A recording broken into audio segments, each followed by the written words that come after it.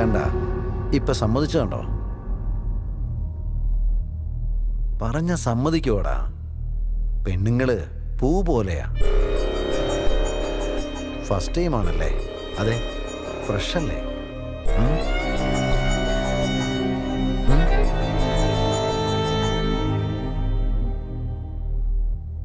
കേട്ടില്ലേ? ഫ്രഷാ. ഫ്രഷ് ലിസ്റ്റിലിട്.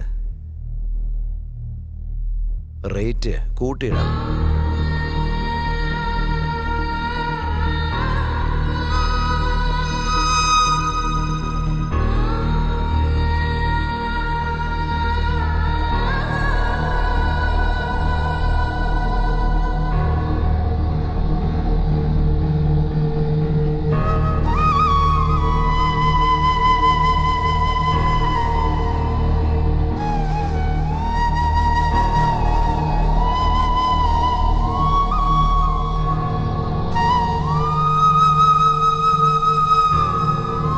ഷർട്ടേക്ക്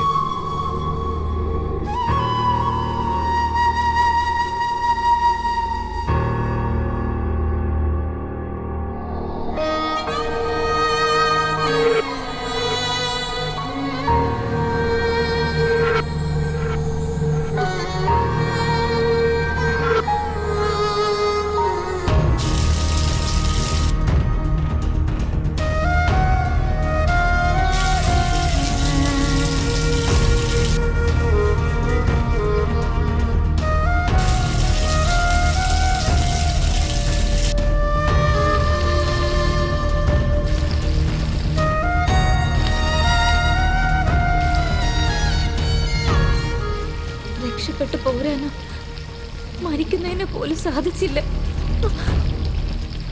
ജീവിക്കാനുള്ള ആഗ്രഹം ഉണ്ടായിരുന്നില്ല. അവർക്ക് ഇഷ്ടമുള്ള പോലെ ടോർച്ചർ ചെയ്തുകൊണ്ടേയിരുന്നു.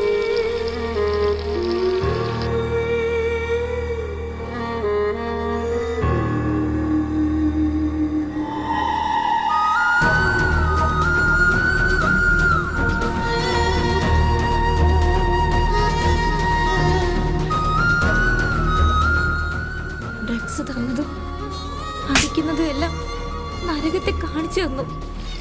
ജീവിതം എങ്ങനെയാകുമെന്ന് ചിന്തിച്ചിരുന്ന സമയത്ത് എൻ്റെ അടുത്തൊരു കസ്റ്റമർ വന്നത്.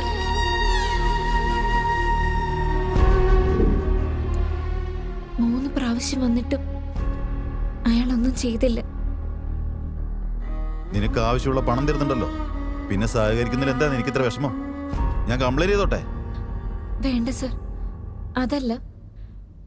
ഇവിടെ വന്ന് എന്നെ ഒന്നും ചെയ്യാത്തത് കാരണം അതുകൊണ്ടാ ചോദിച്ചത്.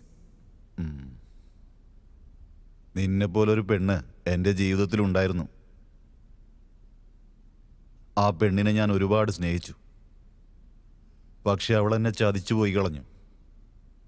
നിന്നെ കണ്ടപ്പോൾ എനിക്കിപ്പോൾ അവളെ ഓർമ്മ വന്നത്. മനസ്സിലായോ? നിങ്ങൾ ഇവിടെ വന്നത് സന്തോഷമായിട്ടിരിക്കാൻ വേണ്ടിയല്ലേ? നിങ്ങൾക്ക് എങ്ങനെയാ വേണ്ടെന്ന് വെച്ചാൽ അതുപോലെ കോപ്പറേറ്റ് ചെയ്യാം. Stop it. നിനക്കെന്താ ഭ്രാന്ത് പിടിച്ചു? പ്ലീസ് സർ, പ്ലീസ് സർ, എന്നെ ഹെൽപ്പ് ചെയ്യൂ സർ. പ്ലീസ് സർ, എന്നെ ഒന്ന് ഹെൽപ്പ് ചെയ്യൂ സർ. എന്റെ ബോയ് ഫ്രണ്ടിനെയും അമ്മയും കൂടാതെ എനിക്ക് ആരെയും അറിയാൻ പാടില്ല സർ. എനിക്ക് വേണ്ടി ഒരു ചെറിയ ഹെൽപ്പ് ചെയ്യണം സർ. നിങ്ങൾക്ക് എങ്ങനെയാണോ വേണ്ടത് അതുപോലെ ഞാൻ ചെയ്യാം സർ. വേണ്ട, ഒന്നും ആവശ്യമില്ല. നിങ്ങൾ എന്നെ എങ്ങനെയെങ്കിലും രക്ഷിക്കണം. നിന്റെ ബോയ് ഫ്രണ്ടിന്റെ നമ്പർ ഇതാ. സാർ, എസ് ഐ സാർ ഉണ്ടോ? നമസ്കാരം സാർ. എന്താ സാർ, അത് പിന്നെ എൻ്റെ ഗേൾ ഫ്രണ്ടിനെ ആരോ കിഡ്നാപ്പ് ചെയ്തു സാർ. അതെ സാർ, അവളെ പ്രോസ്റ്റിറ്റ്യൂട്ടിലേക്ക് അയച്ചിരിക്കുക സാർ. അതൊക്കെ നിനക്കെങ്ങനെ അറിയാം? അവളുടെ അടുത്ത് പോയ കസ്റ്റമർ എന്നെ വിളിച്ചു പറഞ്ഞതാ സാർ. ഇപ്പൊ എന്ത് ചെയ്യാൻ വേണ്ടിട്ടാ? കംപ്ലൈന്റ് എടുക്കുക സാർ. കംപ്ലൈന്റോ?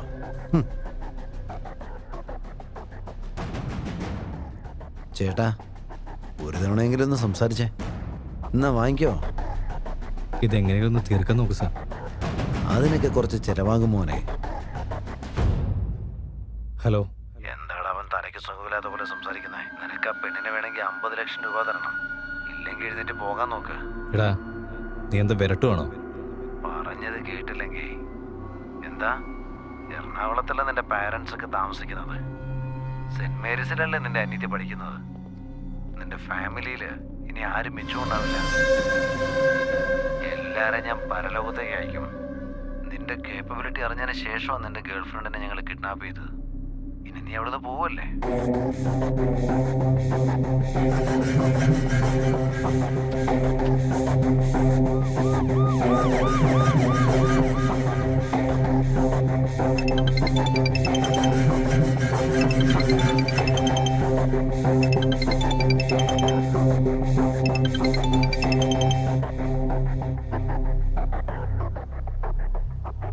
ഹലോ ബ്രദർ, പോയിരുന്നോ?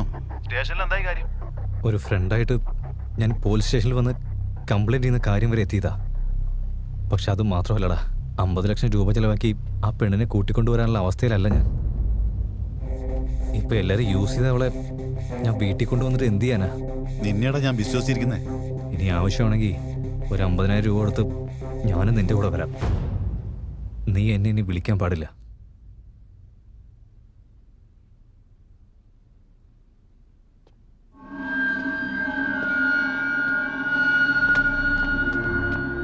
ഷർട്ടേക്ക്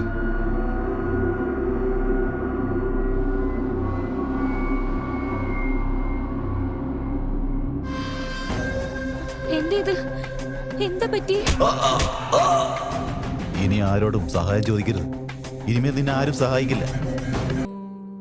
എനിക്കൊരു ചീത്തകാലം ഉണ്ടായിരുന്ന പോലെ നിന്റെ അമ്മയ്ക്ക് ഒരു ചീത്തകാലം ഉണ്ടായിരുന്നല്ലേ? നിന്റെ അമ്മയെ പറ്റിച്ചത് ഏതോ ഒരുത്തനല്ലേ? അവനെ പോലെ നീയും അവരുതെന്ന് കരുതിയിട്ടാ നിനക്ക് ശക്തി എന്ന് പേര് വെച്ചത്.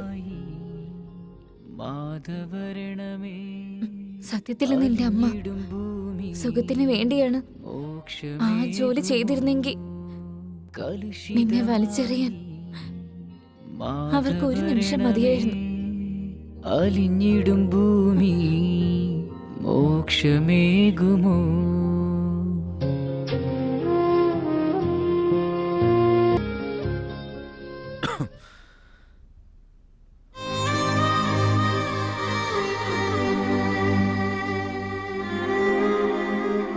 നീ ചാവുന്നതാ നല്ലത്. നിന്നെ പോലുള്ള ആളുകൾക്ക് ജീവിക്കാനുള്ള അർഹതയില്ല. ഇത്രയും കഷ്ടമൊക്കെ സഹിച്ച് ജീവിച്ചിട്ട് ഒന്നും നേടാൻ പോകുന്നില്ല. ആ പിന്നെ നീയല്ലേ ഇപ്പോൾ പറഞ്ഞത് എൻ്റെ അമ്മ ഒരുപാട് കഷ്ടപ്പെട്ട് എന്നെ വളർത്തിയെന്ന്. ആ കഷ്ടത്തിന് വാല്യൂ കൊടുക്കാനായി എൻ്റെ അമ്മയ്ക്ക് വേണ്ടി ഒന്നും എനിക്ക് ചെയ്യാൻ പറ്റിയില്ല. പക്ഷേ ആ സ്ഥാനത്ത് ഞാൻ നിനക്ക് സഹായം ചെയ്യും.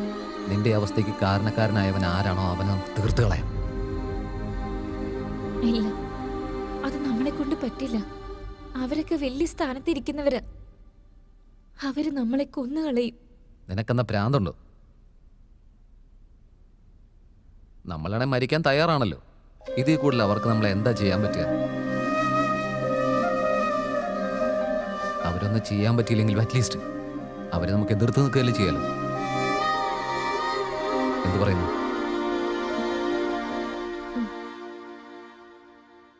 നിന്നോട് താങ്ക്സ് പറഞ്ഞാൽ മതിയാവില്ല. ഈ സഹായം ഞാൻ ഒരിക്കലും മറക്കില്ല. ഒരത്യാവശ്യ സമയത്താണ് നീ സ്ഥലം തന്നത്. ആണോ? അതുപോലെ ഇതേ കൈ കൊണ്ടൊരു 1 ലക്ഷം രൂപ കൂടി കിട്ടിയ. എന്ത് 1 ലക്ഷമോ? അന്ന് എന്റെ കയ്യിലുണ്ടായിരുന്നല്ലേ എടുത്തിട്ട് പോയതല്ലേ. പിന്നെ ഞാൻ എവിടെ നിന്ന് എടുത്തിട്ട് തരാനാ? ശരി, ഐ എം സോറി. നീ പൈസയും തന്നില്ലെങ്കിലും കുഴപ്പമില്ല. ഓൾറെഡി ഒരുപാട് സഹായം ചെയ്തു കഴിഞ്ഞല്ലോ. നീ അയച്ച മെസ്സേജൊന്നും ഞാൻ ആരെയും കാണിക്കില്ല.